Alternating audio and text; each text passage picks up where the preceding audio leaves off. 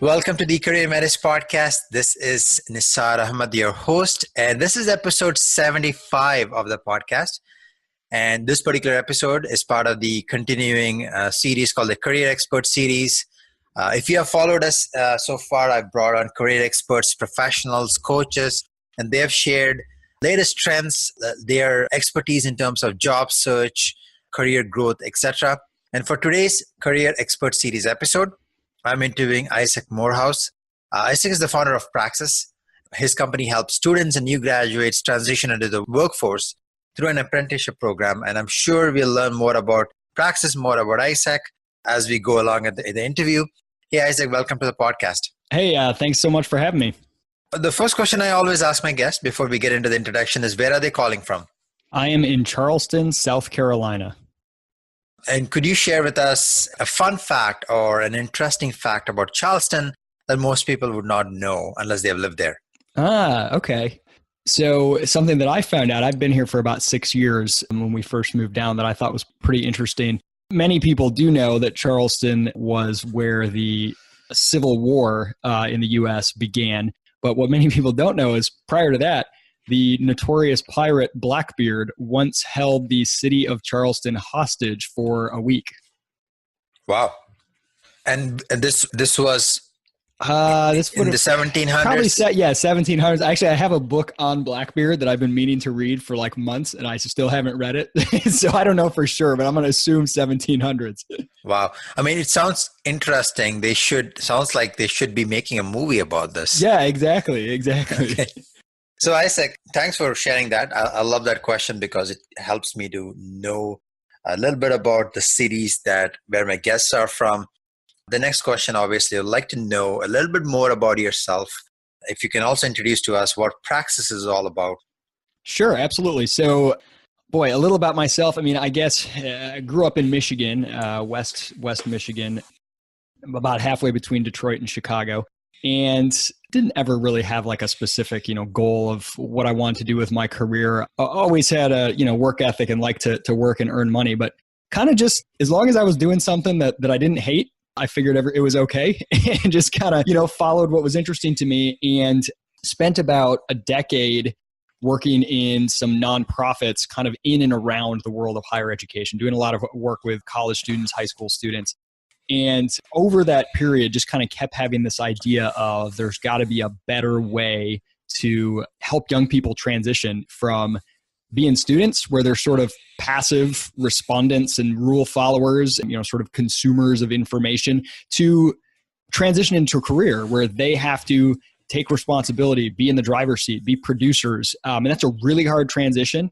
And increasingly, school and university are really not serving those students well in terms of making that transition possible. And this is something that I was seeing with a lot of business owners that I was interacting with. They were just always hungry for talent, but having a hard time finding anyone. And then all these students are like, I'm hungry for jobs, but nobody's hiring. And I thought, man, something's amiss. So I launched Praxis about 4 years ago.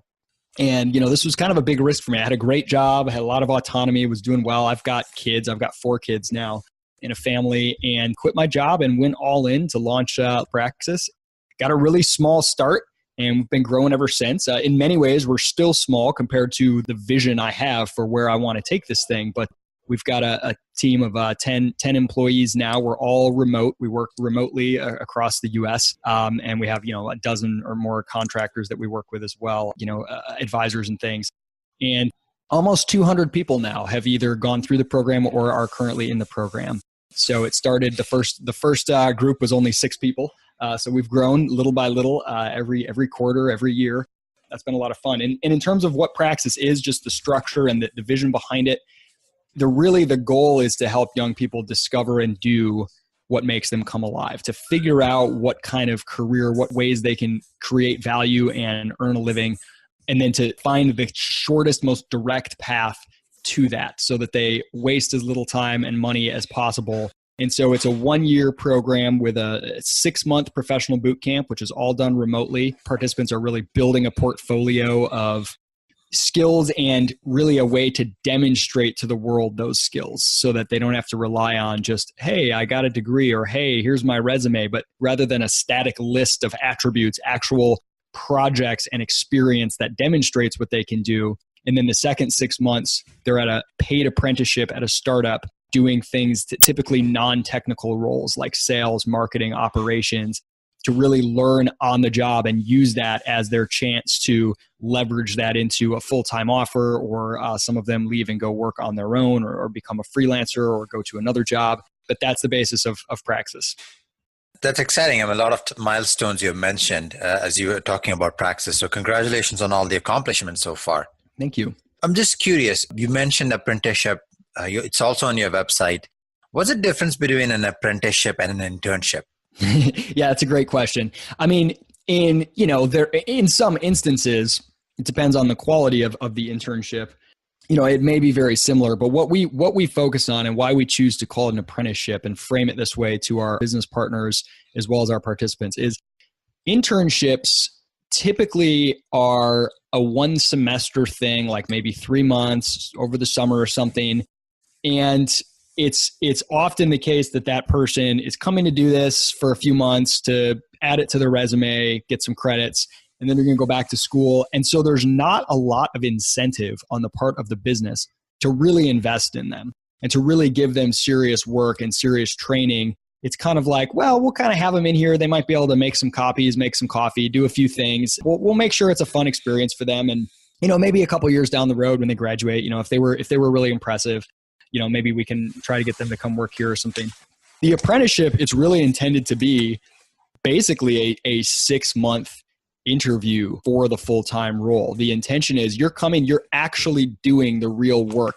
Like if someone's looking to hire a sales development rep, you're going to come in and you're going to do the job as an apprentice. And the only difference is you're going to start at a lower pay so that it's lower risk to the business while you prove yourself.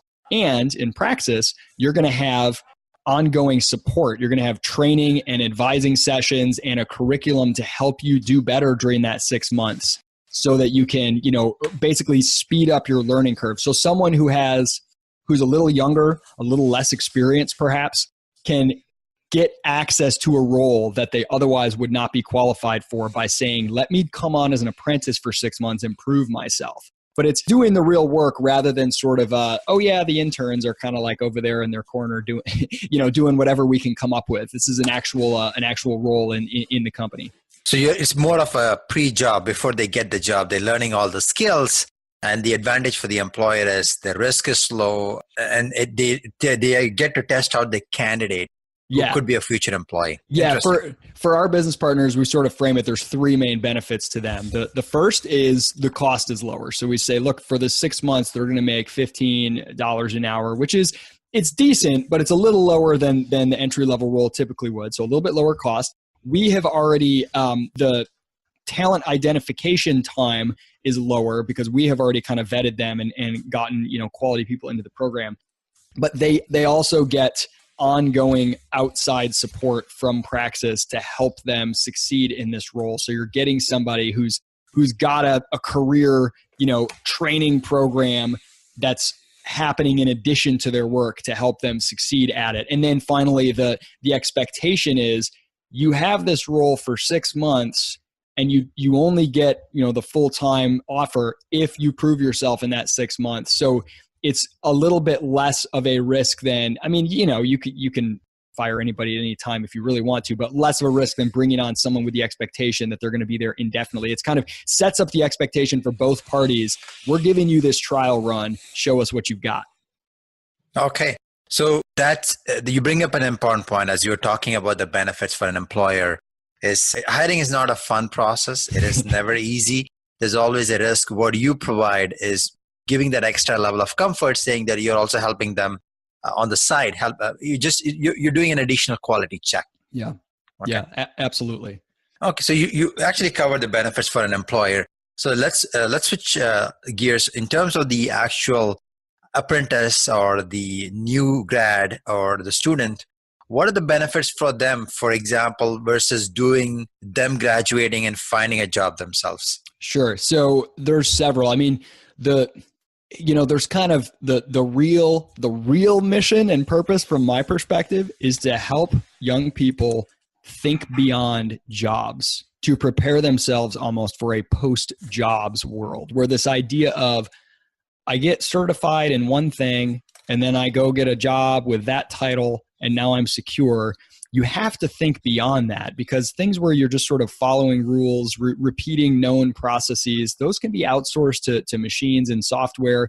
And thinking like an entrepreneur, even if you're working for a company, thinking that you are the one who owns your own career and you have to create value and prove to people your ability to create value. That's all that matters, those two things. So you got to have some real value you can bring to the table, and you've got to have a way to demonstrate and prove that, rather than just trying to like sit back and rely on your degree or your job application to do the work for you, or your company to just provide you with a stable income. You have to always be thinking like a value creator. So that mindset is really the fundamental thing. And that's really inculcated in the boot camp, especially where because many of the people that come through the program do not have college degrees. They're doing this instead of college, and they are getting jobs that say they require a college degree.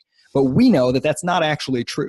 They don't care so much about the degree. They care about having some level of confidence in your ability to execute for them and to create value. And if you can build something that's more impressive than a degree, so we call it like a digital portfolio, a body of work. If you can build something that demonstrates your skill level, that can trump that degree or any other kind of static thing that you're going to rely on. And so having the mindset of, I need to create value and I need to prove it. I need to find ways to actually demonstrate. So if a hiring manager says, I'm hiring somebody for a marketing role, degree in marketing required. If you say, whether or not I have a degree in marketing, here's what I'm going to bring to the table. Here is a YouTube channel where I've got videos walking through all of these email drip campaigns I put together and showing the conversion rates I got and showing, how I retargeted people with Facebook ads, right? You could do that for 6 months for an Etsy store. And even if you earn no money, if you demonstrate all the things that you learn and knew how to implement, that's instantly more valuable than a piece of paper that says degree in marketing.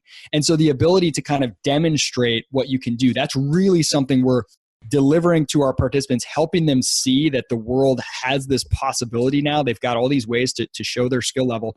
And then obviously we are providing them with this 6-month apprenticeship at a startup. And the majority of participants, these are roles that they would not be able to get in and of themselves. They wouldn't be able to get by themselves, most likely, because we have built relationships with these businesses and they trust when Praxis comes to them and says, hey, we've got somebody for this role. They know that our people are highly vetted, that we're training and working with them. And so they give them a chance to kind of punch above their weight, so to speak. Somebody who's young and raw, they don't have a lot of hard skills or a ton of experience yet, but they've demonstrated that hustle. They've shown how they can learn themselves, and they're part of the Praxis program.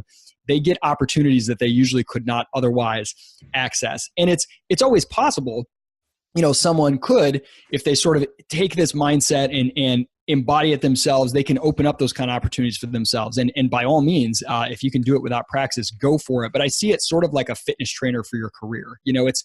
There's no real reason that fitness trainers have to exist at all. Because people could just go figure out what exercises to do and do them, right? But it's actually a lot harder than that. It's really helpful to have someone who can help say, what are your goals? Let's help you get there. We've done this before. We've seen this before. We can help you learn how to leverage this and put you in a position to help you succeed. And then finally, just from a practical standpoint, 98% of our grads get hired full-time after the program, and their average salary is over $50,000. The vast majority of them don't have college degrees. And again, they're working in jobs that claim that they require college degrees. So we're sort of showing people how to hack the system, how to bypass kind of just sitting around and stacking up credentials and hoping that it gets you a job when you blast out resumes, and instead showing you how to take control. Again, it's not about don't go to college necessarily. Whether or not you have a degree, you've got to think beyond that. You've got to think about you being in the driver's seat and learning how to go out there proactively and impress companies and open up doors for yourself. And that's really what we're kind of helping inculcate. Wow. I was writing some notes as you were speaking. A couple of things that really stood out for me is becoming a value creator. That really stood out. And also the whole concept of owning your career rather than just getting a job out of university or college. And that's a huge mind shift, right? Because most people, I think they're conditioned to go get a job so they can make a living. You're changing the entire mindset to make them more valuable in the marketplace. So they're starting off, they're not just starting off, they're starting off on a right foot. That's right. That's right. Yeah.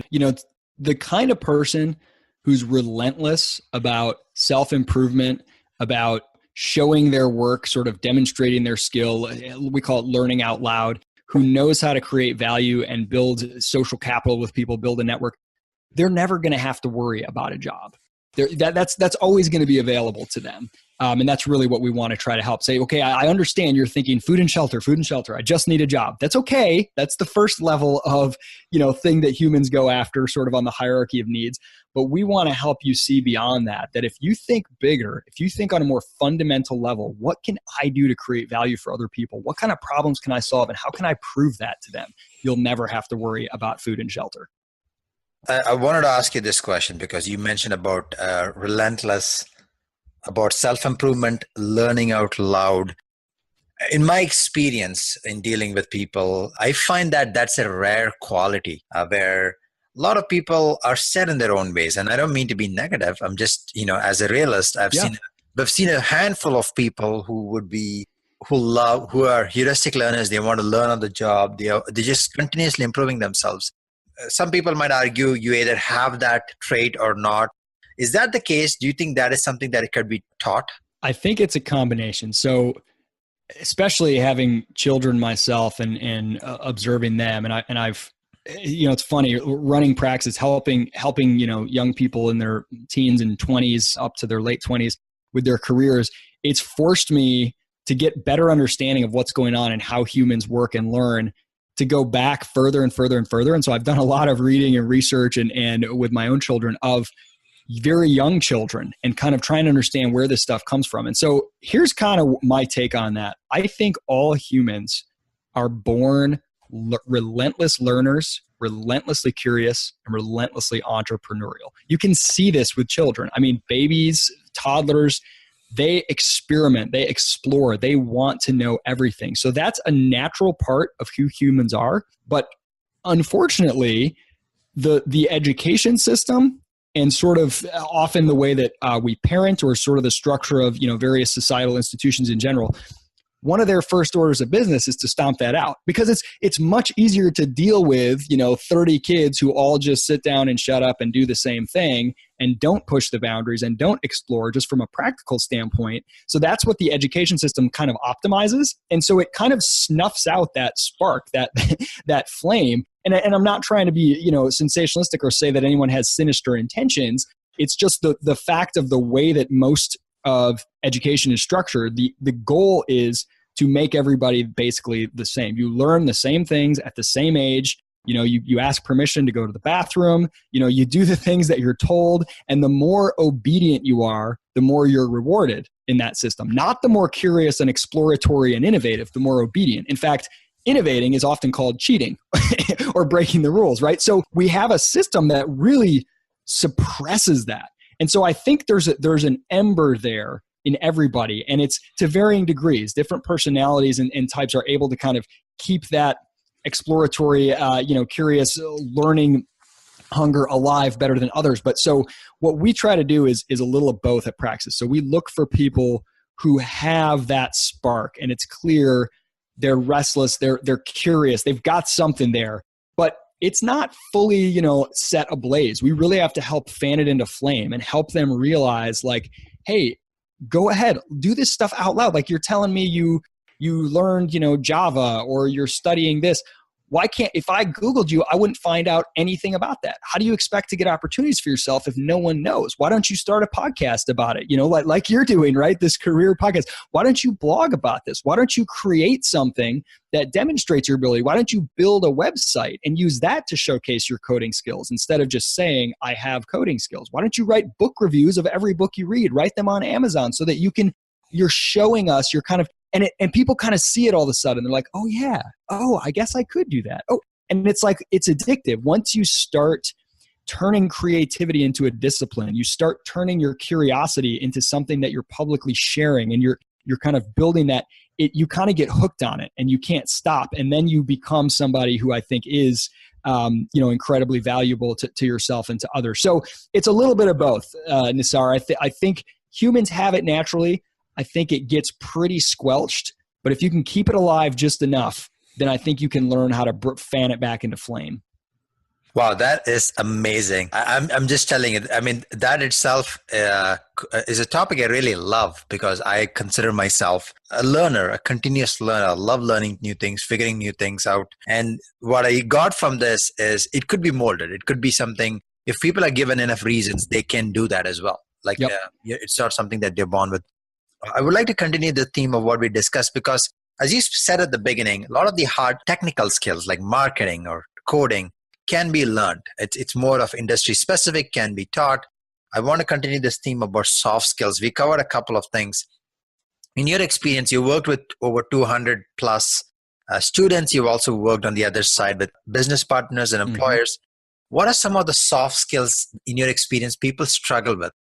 Yeah, this has been pretty interesting to me too, because some of it is, I think, generational as well. So, on the more abstract level, I think what I would call forward tilt, which is like an eagerness, an interest in what's going on. And I got that from an old executive who told me that when he hired people, when they were in the interview, if they were physically leaning forward over the table, that was usually a good sign. And if they were kind of sitting back with like their body language of sort of disinterest, that wasn't a good sign. I really like that image stuck with me. The people who are, so interested in what's going on that they're kind of leaning forward, and just a general interest in what's going on around them. The kind of person who, when they walk into a coffee shop, they immediately start thinking, okay, so I wonder what their margins are. So if this coffee is $4, let's see, how many of those are there? 6 people in here right now. I wonder how much they're paying in rent. Could they be making a profit? Right? The kind of person who's just interested in like business and commerce. And, they're not sort of like waiting for someone to show them the perfect job that meets their passion. They're just interested in everything and they're kind of eager. That kind of interest in the world. That's a huge one.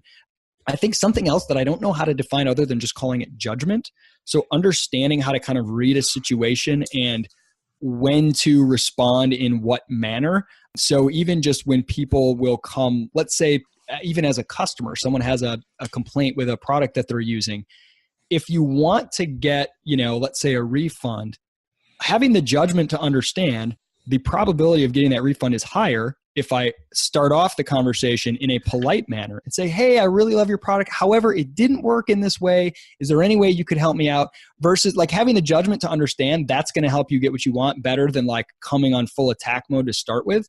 And it's amazing just those subtleties of understanding. It's kind of like an emotional intelligence, I guess I would call it, of understanding how to read a situation and read other people. So judgment would be a second. And then one that's more concrete, and I can't tell you how big this one is, knowing how to email, like effectively email. And young people are bad at this. And this encompasses a lot of things.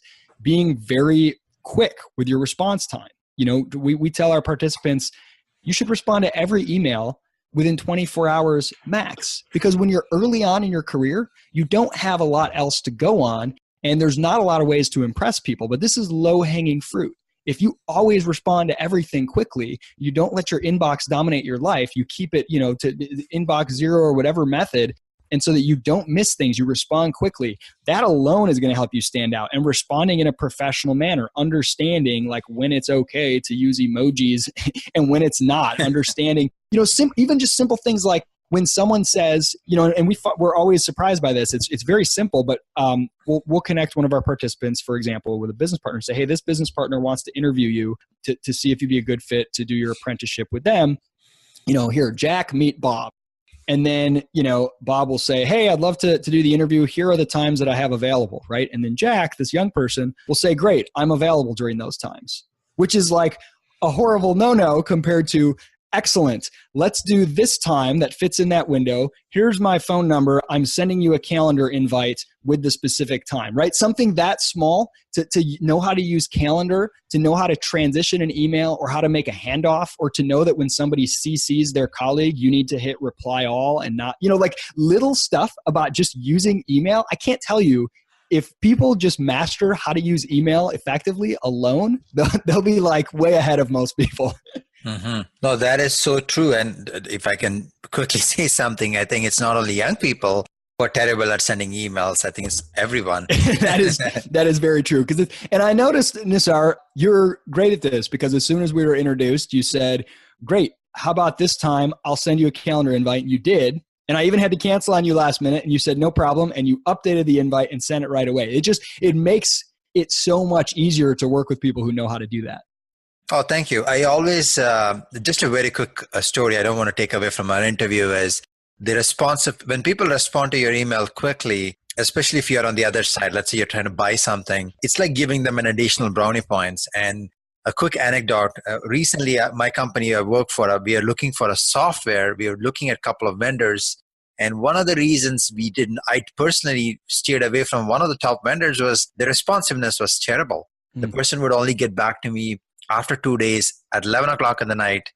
And if I wanted something, it took a long time answer. Whereas the other salesperson got back to me instantaneously. That person and the company were hungry to win our business, and they showed it. Those things could tip the scale in case of a superior product over a product that is not the best. So we ended up going with the product which is number 2 because of the responsiveness. And the moral of the story is this applies to your career as well.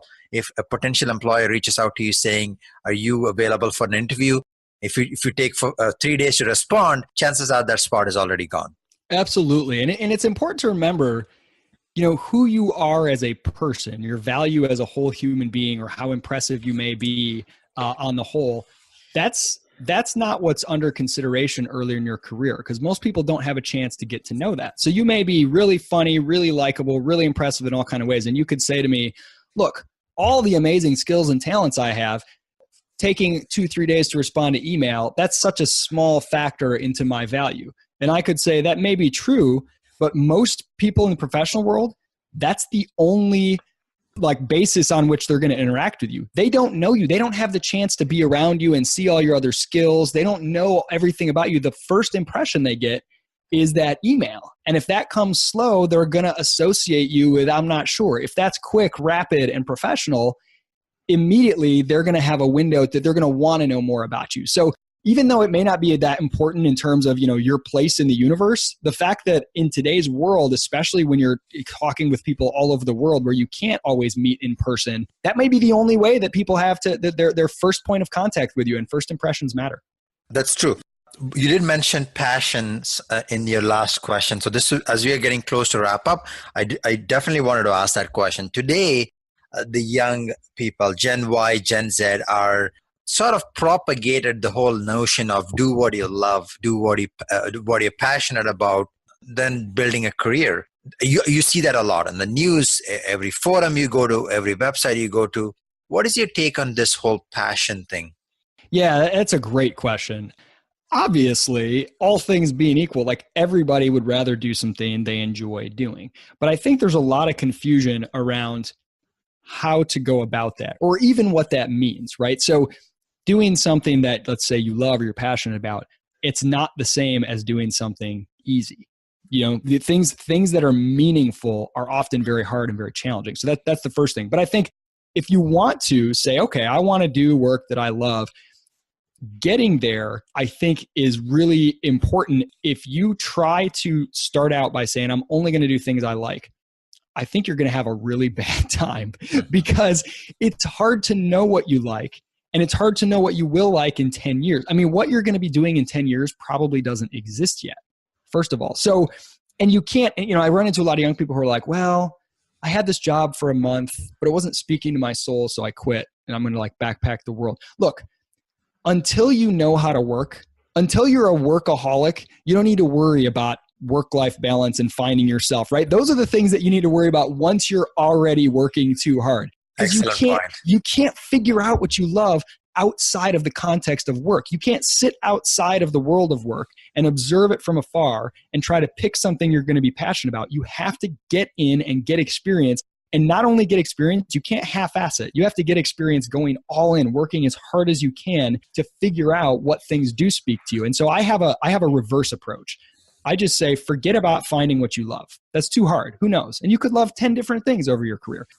Don't do things that you hate, and everything else is fair game. So jump in and try something. And if it absolutely sucks your soul and makes you miserable and you hate everything about it, then quit and find something that doesn't. But if you don't hate it, that's good enough. You don't need to love it. Keep trying things you don't hate. And if you start to add to the list of things that you don't like it took me a long time to figure out I really don't like logistics and planning. I did stuff like that for a while, and I did it well, and I did it as hard as I could. But I kind of figured out, you know what? I've realized something. I'm less happy when I do this, so I want to do less of that. I want to do less of the things I dislike, and everything else is fair game. And eventually it will kind of narrow down over the course of your career to a smaller and smaller number of things. And you'll start to realize, oh, all these things that I don't hate, they have a lot of similarities. And that will kind of help you hone in on your passion. It's more like chiseling away the stuff that's a bad fit than it is trying to find the one true path. Because I don't know that exists.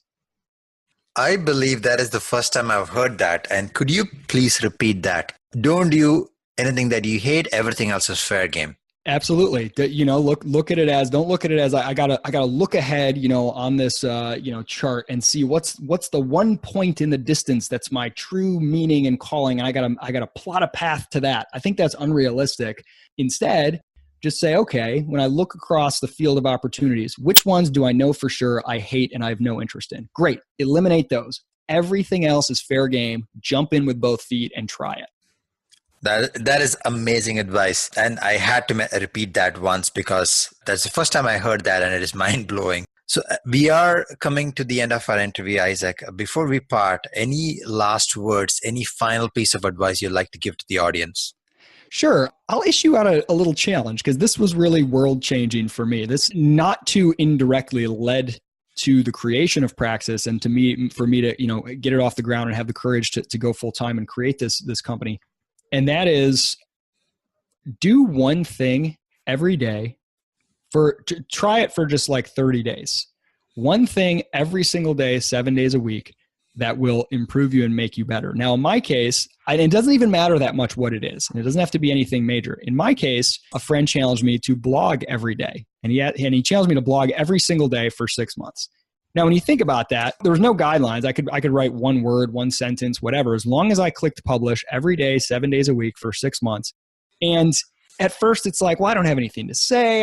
It's not about any of that. Oh, there's no audience. It's not about the audience. It's a selfish act for yourself to learn how to turn creativity into a discipline and to build the confidence to know I can show up and I can ship something every day. And if nothing else gets done today, if the whole day falls to pieces and it's a bad day and I get nothing else done, I know that I at least did one thing. I published one blog post, and that alone makes me a little bit better than I was yesterday. And so it could be that, it could be one form of exercise, it could be, but something tangible and something doable, not something really huge, because you can't do really big things every single day. Do one thing every day. You create a challenge for yourself. I love blogging. I think that's the best one because it's a really low barrier to entry. Anyone can do it. Try it every day for 30 days. And at the end of that 30 days, if you actually stick to it and succeed, I have yet to hear somebody say, yeah, I did it and it didn't help me at all. It didn't make me a better person. It's a really powerful thing to be aware of your own ability to create structure and discipline, even when inspiration isn't there. So I would go ahead and try blogging every day for 30 days and see what happens. That's an amazing way to conclude the interview. A great call to the challenge. A great call to action there and a challenge out to the audience. Isaac, thank you very much. You've shared a lot of great ideas here. It was a pleasure having you on the podcast. And thanks for sharing your story. And also, I wish you all the best in your continuous journey to inspiring young people and young professionals. Hey, thanks so much, Nassar. I had a great time. You're welcome. Thanks, folks, for listening to this episode of the CareerMetis Podcast. As always, I write a brief review of the interview with links to Isaac's website. If you enjoyed this episode and also learned something new, feel free to post a comment or a review. And if you really loved it, definitely go ahead and share this episode among your network. Until next time, this is Nassar Ahmed, your host for the CareerMetis Podcast. Thank you.